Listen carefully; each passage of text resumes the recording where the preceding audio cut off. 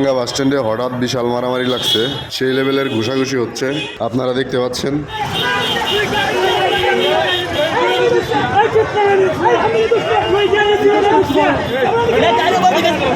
ভিডিওটি দেখে আপনারা কিছুই বুঝতে পারেন নাই, আমি জানি।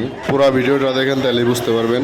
ঘটনা যেটা হয়েছে সেটা আমার কাছ থেকে শুনেন। এইখানে যাদের মধ্যে মারামারি লাগছে এদের মধ্যে একজন হচ্ছে ট্রাক ড্রাইভার, আরেকজন হচ্ছে বাইকার। দুইজনেই এলাঙ্গা হয়ে ঢাকার দিকে যাচ্ছে।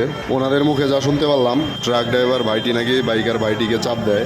এই চাপ দেওয়া নিয়ে ওনাদের মধ্যে অনেকক্ষণ কথা কাটাকাটি হয়। কথা কাটাকাটি থেকে এক পর্যায়ে মারামারিতে চলে যায়। 10-15 মিনিটের মতো মারামারি হয়। দুইজনকে প্রচুর মারধর করে। ট্রাক ড্রাইভার তো বিশাল মোটা একটি রড নিয়ে বের হয়। ভাগ্যিস পুলিশ ভাইয়েরা রডটি ধরে ফেলেছে, নাইলে রাগের মাথায় বড় কোনো দুর্ঘটনাও ঘটতে পারত। এইখানে তাদের মুখের কথা শুনে বোঝা গেল ট্রাক ড্রাইভার ভাইয়ের দোষটা বেশি ছিল।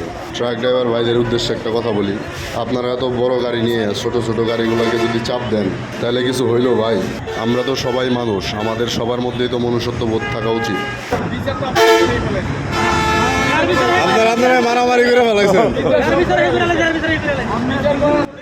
হাফ হাতা কালো শার্ট পরা যে লোকটিকে দেখতে পাচ্ছেন উনি হচ্ছে ট্রাক ড্রাইভার, আর চশমা পরা যে লোকটিকে দেখতে পাচ্ছেন উনি হচ্ছে বাইকার। তুই যে লোহা দিয়ে ওরে যে মারতে আসলি, মাইরে কোনো কিছু হইতো আসলে তোর কি হতে চিন্তা করছো?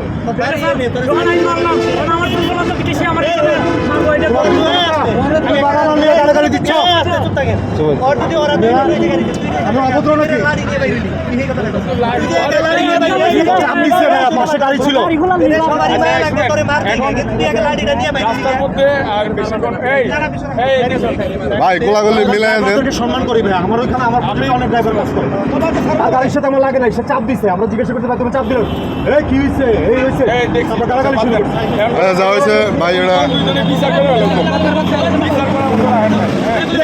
মিলা গোলাগুলি করো ভাই, যা হয়েছে। শেষ পর্যন্ত দুজনকে কোলাকুলি করিয়ে মিলিয়ে দেওয়া হলো। আমাদের সবারই রাস্তাঘাটে চলাচল করতে হয় ভাই। আপনি হয়তোবা এখন ট্রাক চালাচ্ছেন, কিন্তু অবসর টাইমে আপনিও একটা বাইক নিয়ে বের হইতে পারেন।